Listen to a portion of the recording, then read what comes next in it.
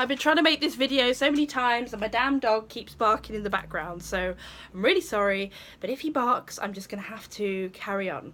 Okay, so today's video is going to be a big topic around tapering, weight loss.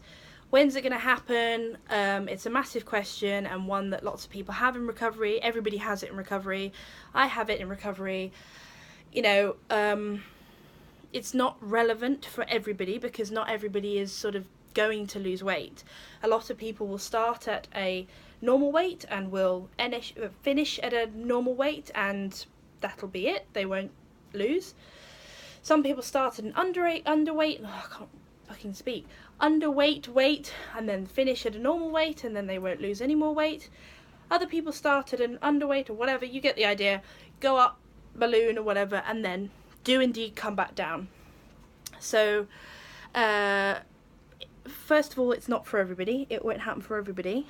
I do strongly believe, everybody does probably, that it will happen for me, just because my BMI is like 45 and I don't think that that is where I'm going to end up, given that 75% of the population, or whatever the statistic is, sits, you know, on a lower spectrum as that. Not to say that I won't be one of the outliers, but I really think that I'm going to probably lose some.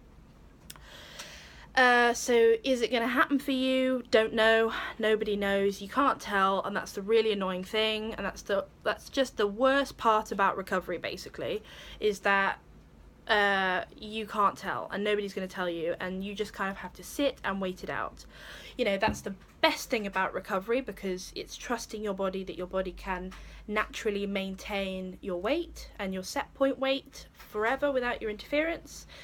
But that's also means that because you're not consciously controlling it, which is what you believe you need to do in order to make the world right, you have to let go of that control and you have to think, right, I don't have a say in this, I've just got to watch it happen.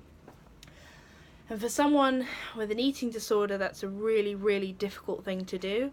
It's really hard because you've just got to sit back and watch the pounds go up during the early stages of recovery, and you've got to agonize and watch the pounds stay there as you stabilize, because you will stabilize, and then you've either got to get on with your life and realize that it's not going to go anywhere, or eventually it starts going down and you have to still get on with your life and realize that weight wasn't everything to begin with.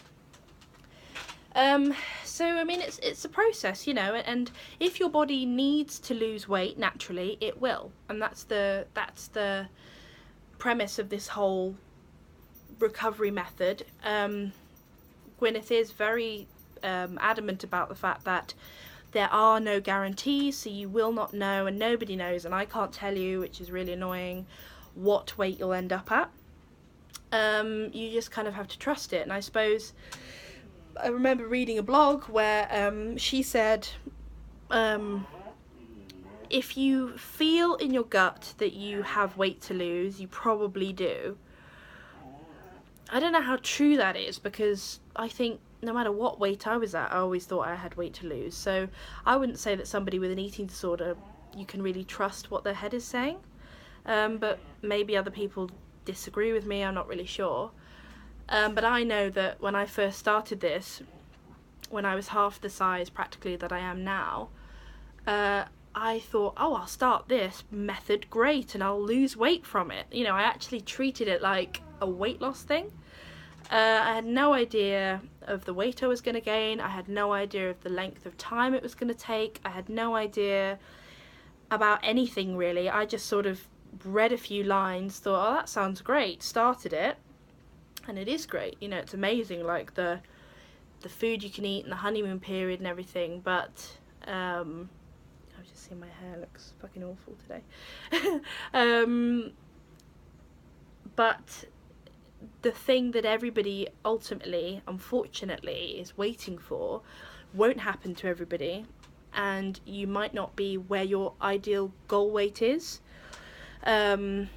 You know, having a goal weight in this process is pointless, so don't even bother. I have to say here, you know, you shouldn't weigh yourself, and, you know, you shouldn't, you shouldn't weigh yourself, because there's no point weighing yourself.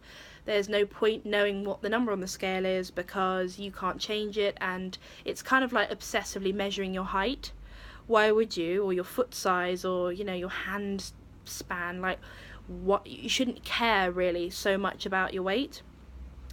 Lots of my normal eater friends, they don't even know their weight. They might go to the doctor and say, oh, well, I weighed this 3 years ago when I was last at the doctor, or whatever.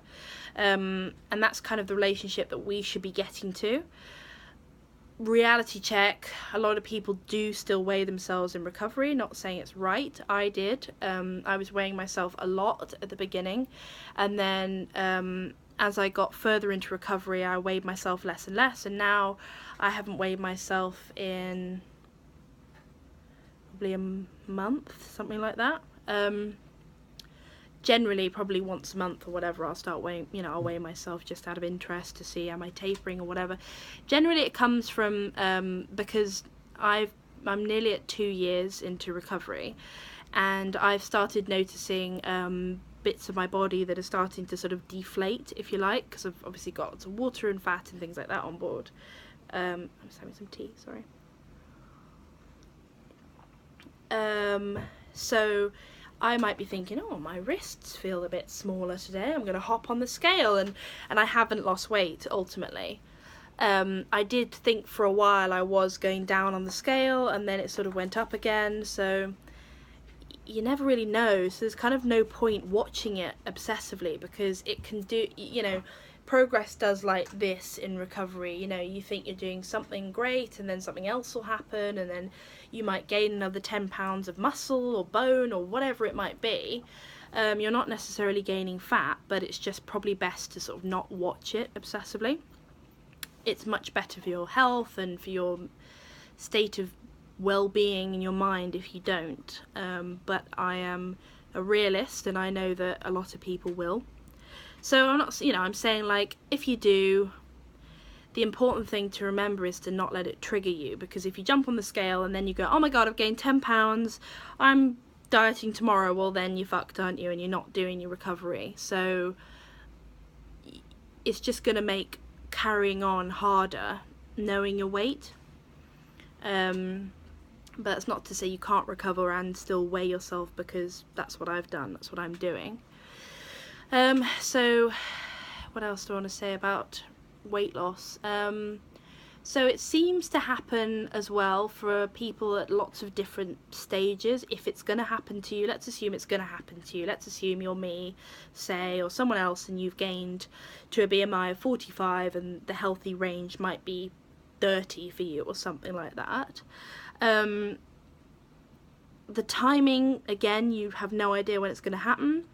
Some people can recover in 6 months. I don't know who those people are.